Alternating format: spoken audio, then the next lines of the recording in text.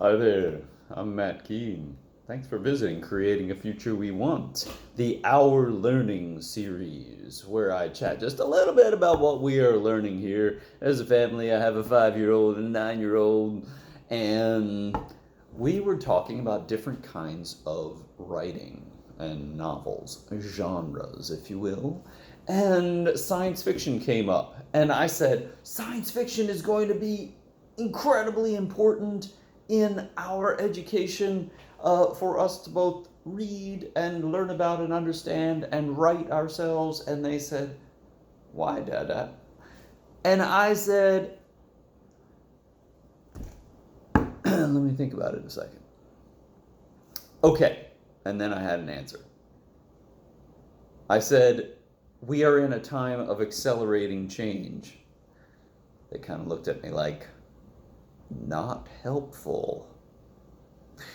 I can see those looks in their faces. It's when there's like zero emotion or expression. I need to expound. So I was thinking, it's going to be really good for helping us to vision. We do talk about visioning a lot. For us to imagine and vision a future we want. Science fiction is about science and technology and an anticipatory mindset, in a sense, of what it could be in a certain context. In other words, a few years down the road, many years down the road, in a certain country, amongst a certain people, when there's a certain kind of a problem, what might science and technology look like in that context? And then what makes it super interesting is when people have different values in that context and there's conflict.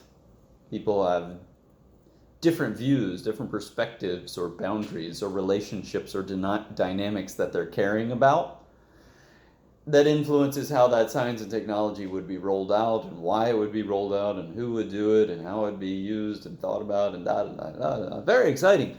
But the practice of conceiving of those things is useful in our practice of visioning a future in the time of accelerating change. Now, what's this acceleration stuff all about? So I was like, you're in the car, you're like sitting in the car seat and you're back and just like, hum-de-dum, my dad is so awesome.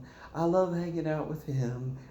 And then you're like, whoa, Dada, what are you doing? Because I have to merge. And when I merge, I don't do the stop and wait for people. I stomp on the pedal and boom, merge. Sometimes, not all the time.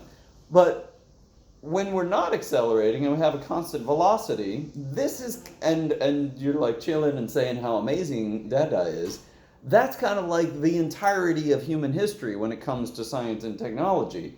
It's kind of like everybody was just like chilling, Dada's awesome, no big deal, no changes. But now we're in a place where, when you have a big technological leap, like the printing press where people are like printing books and stuff, it's like, whoa, Dada, slow down. Because everybody has a book and everybody can read, and you go from one person, one monk transcribing a book by hand to you can print 1,000 copies of it and the monk's out of a job and super sad and everybody's got the book. It's amazing. Technological leap. Well, we're having new printing presses happen all the time, every day around here now. So, see, keep it real, it's been nice. So, everybody all the time is like, whoa, like that. We need to be in a constant state of visioning how the directions that technology and science could go and how that will influence the context, how those directions will influence various contexts so that we might conceive of directions that we prefer to go, patterns that we prefer to initiate, patterns of organization that we intend to create for the values in those contexts. So that those developments, that accelerating change in science and technology is a good fit for the values of those various contexts. That's why we're into science fiction. And that's what we're going to be learning. I'm Matt Keene. Thanks for visiting Creating a Future We Want, the Our Learning series. What is your vision for a future of science and technology?